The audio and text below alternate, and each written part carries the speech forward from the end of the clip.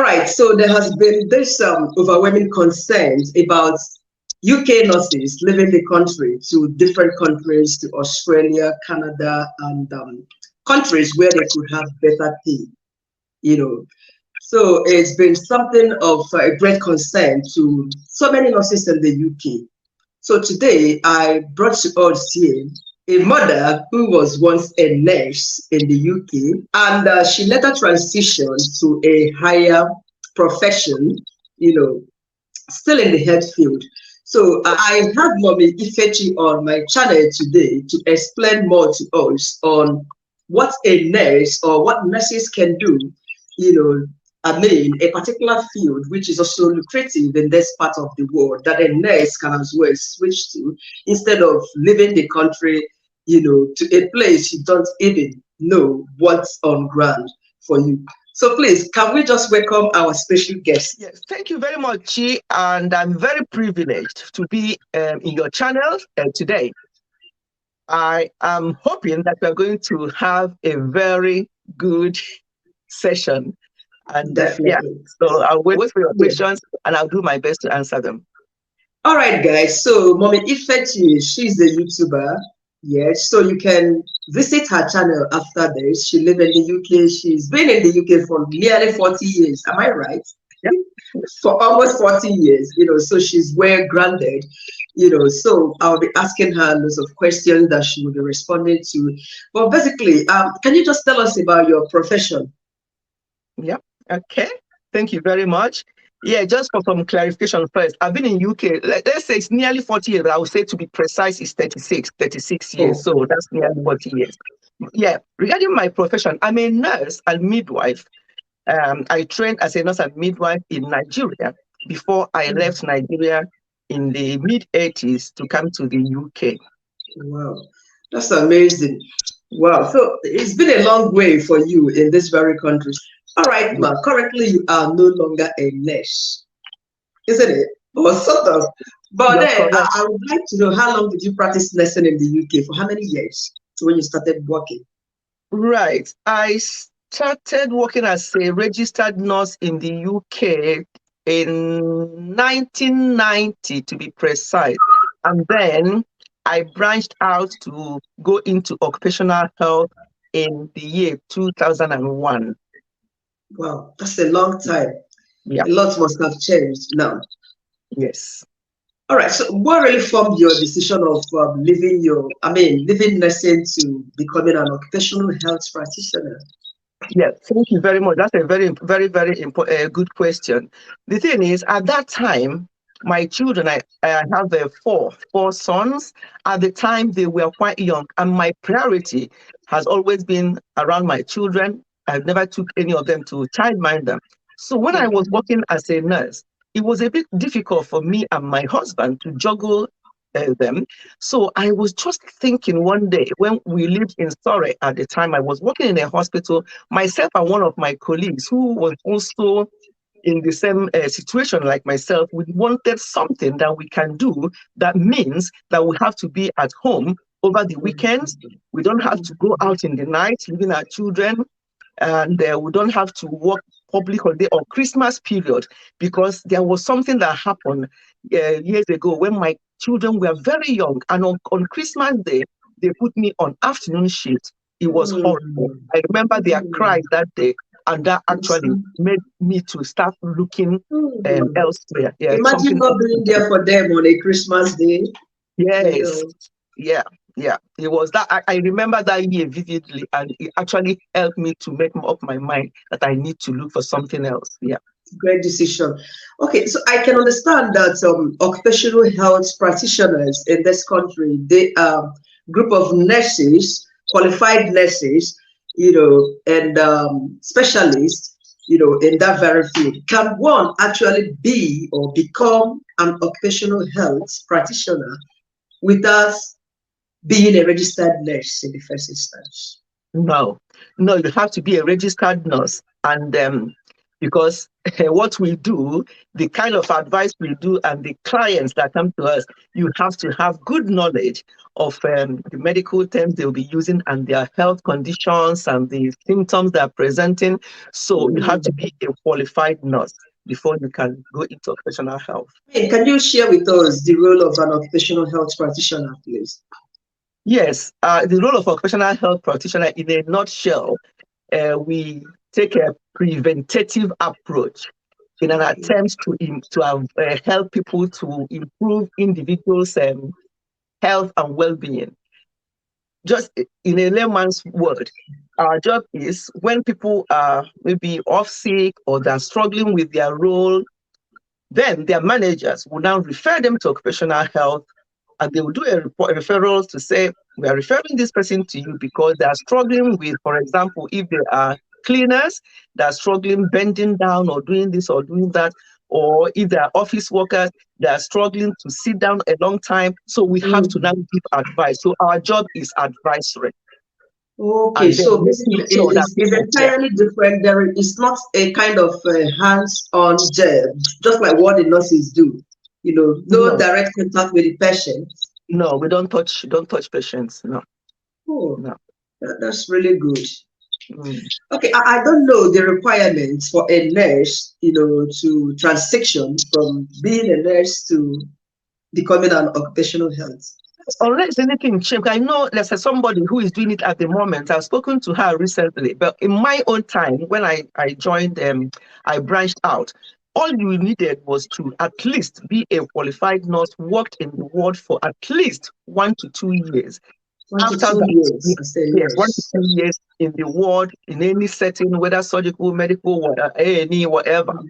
And then you can now apply to certain universities because you have to do BSc in occupational health. However, some people did a diploma in occupational health, and they can still, with their diploma, move up to become a OH manager, because at that time we're not talking about experience. So, but mostly now they don't do diploma anymore. You have to be BSc in occupational health before you can be in profession. Okay, I hope you don't mind me talking about this. I can understand that you work from home as an occupational health practitioner. Yep. You know, all occupational health practitioners, do all of them work from home? No, not all of them. I work from home purely because the role I do is purely case management. And what I mean by case management is they refer people to us, we speak to them on the phone, we get information from them, and then we give advice. Other occupational health practitioners who do things like health surveillance, immunizations, and stuff like that, they have to be in-house. They have to be there to see people physically, to do their health surveillance, like doing their audiometry, eye test, and all the rest of it. So some occupational health practitioners do that, but some of us do only pure case management, and that means that you can do it from anywhere you are. And I love it so much. All right. So generally, what can you say about the role of an occupational health practitioner and that of a registered nurse, which is more fascinating? Yeah. Oh, definitely. Having done both, I would say that definitely occupational health practitioner role is more interesting. And yes, there might be, people always use this word stress. It depends on how you want to handle it. Sometimes we always advise people, tell people that our job is to advise. We may give advice and the manager may say that they cannot adhere to that advice, and that's no more our problem. We have given that advice and that's it. So, but somebody in the ward who is doing a bedside nursing will do other hands-on. I do miss that sometimes, interacting with my patients, helping them, doing their medication. Yes, I do miss that sometimes, but for me to choose, I will not go back to the other side. No, I prefer what I'm doing at the moment. Okay. Yeah. It appears to me that the role of occupational health practitioner, it appears to me that is almost the same as the role of a social worker. You mean which one? Your job. Yeah. No, because I have friends who are social workers. Their role is totally different. I don't think that Okay. social workers can do they can do partly their job from home, and they go into people's home either to the families or to see the children or to schools or things like that. So their role is so different. And they don't have to be nurses. Don't have to be qualified nurses to be a social worker. So their role is totally different. Yeah.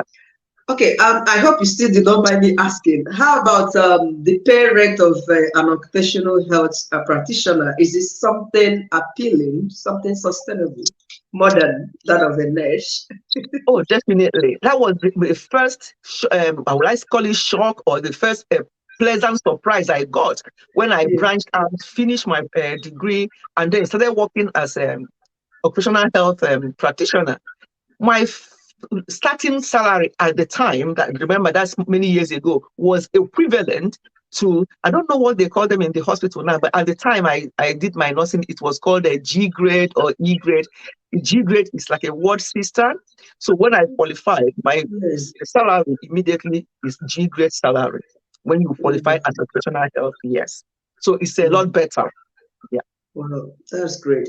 So let me just conclude by asking you, what general advice do you have for all the international nurses practicing in the UK that are fed up, those having rallies here and there, talking about leaving the country to, to a place they don't even know what they are to face there.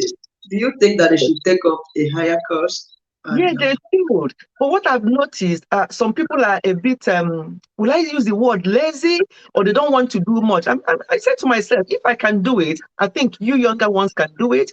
At least I'm happy that I've advised a few people who to come into the profession, and they have. And each time they meet me in an event, they always, say, thank you to me for making them to leave what they were doing because if you're doing something you're unhappy with, some people will not want to do anything but beside nursing. That's fine. But if you're doing that beside and you're not happy, and there's opportunity for you to do something else, I think the best thing is to grab it. But moving to other countries and stuff like that, you don't know what you're going to meet there. To me, I feel that doing branching out and do something like occupational health, there's health visiting, there's practice nurses, and there are various things you can do outside the side nursing. So I feel that people running their way to other countries, they have other choices. You don't have to be a bedside nurse. You have other choices, other things you can do and still remain and enjoy yourself as a nurse in the UK. yeah. Yeah, that's really great. Thank you so much for your piece of advice. Yes, if I were to be a nurse, definitely I wouldn't like to be touching the strangers and the needles and the that's what has been scaring me away from going into it. Anyway, Yeah. but there are other professions one can, There are things, yeah. dabble If into. if you just persevere and do it and have that little experience, you can branch out and do something else. And Yeah. yeah, so do you mind? There's something important I really want to mention here regarding occupational health. You know Okay. how when people go off sick, their GP sign them off. Do you know that for occupational health can actually overrule GP fit note? To say overrule as in Overrule it as in, okay, for example, your GP signs somebody off for 3 months, or sorry, 3 weeks, and then the managers refer them to occupational health. We can look at it and say, well, I don't think you actually need to be off for 3 weeks, for that because long. we can advise managers to do A, B, C for you to be able to return to work. Sometimes they Hmm. will tell you, oh, but my GP signed me off. He said, yes, I know. But because your GP does not know that we can make an adjustment or advise other things you can be doing until you recover. We are Hmm. saying that you don't need the 3 weeks off, that you need to come back after 1 week. And most of the time, that's what happens, Hmm. provided we made reasonable adjustment to enable them to come back to work, and provided we are fully aware of their circumstances and what they presented to us. But we have to go by what they present to us, and we have to always trust every people to tell us the truth. Hmm. Yeah. This is nice. This is Mm. really great. Yeah. All right, ma. You don't like long videos, I know. So let's just call it a quiz here. Yeah. Thank you so much for your time. Please, guys, do well to visit her channel, Ifechi Family. Subscribe to her channel, yes, and keep coming back for more. You will learn a lot from her channel. Okay. Thank you, Ma, for doing this with me. I sincerely appreciate your contributions. Thank you so much. I appreciate being here, and I'm looking forward to coming to your channel again. I really Yes, enjoyed we'll have it. to Yeah, thank definitely. you. Thank Yeah. you. Okay. Hey, Thank you. that's what.